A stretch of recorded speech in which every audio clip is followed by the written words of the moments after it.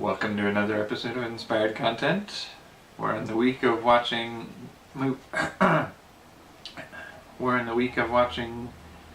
television episodes, and this is the third installment this week of 5. And we're watching the first 2 episodes of Birds of Prey. This was produced a while back. When was it? 2002, 2003? So I'll take a look at those episodes and then I'll see what kinds of ideas and inspirations I can get from it. So I'll see you on the other side.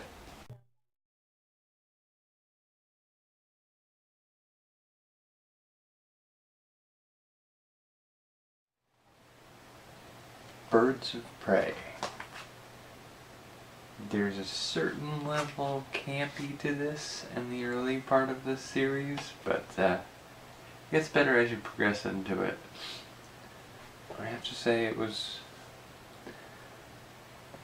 interesting to see it now. I mean, I think this was one of those things that came out before we had a lot of those Smallville type programs.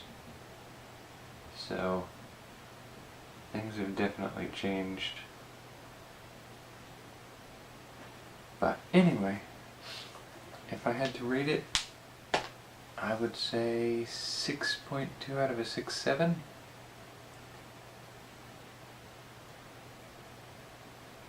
And the ideas it inspired. First thing that comes to mind for this one is the Adam West Batman having a child who then takes on a superheroic mantle. I think it would be almost just sheer fun to do a series, or even just a single movie where you have a daughter of 1960s Batman and have them team up with the Batgirl from that era and whatnot. I can just see that being hilarious. Okay, so a little more serious. What if there were no way to detect the superhuman abilities that they talk about in this show?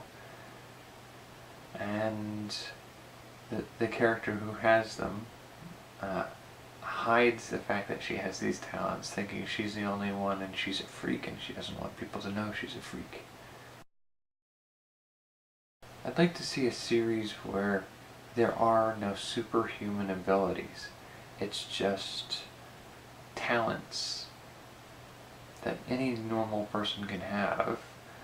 They could do cold reading, Sherlock Holmes and deduction, hypnosis, escape artist, MMA fighters, inventing. Just sort of like, I'd like to see something that's not some bizarre, out of nowhere, impractical, impossible power. It's just pure human capabilities played out in a way that makes the characters seem extra human. Okay. In the episode, Huntress has family connections to the guy who is looking to build up the docks and turns out to have some trick for mind control, and he's doing it nefariously. And it occurs to me that, it's entirely possible their previous connections are not just the fact that they have family in the same circles, but perhaps he mind controlled Huntress to take on the role of a superhuman character, setting the city right, A, to knock out competition, and B, to kind of get into the loop of who is out there being super heroic and who could get in the way of what they're doing.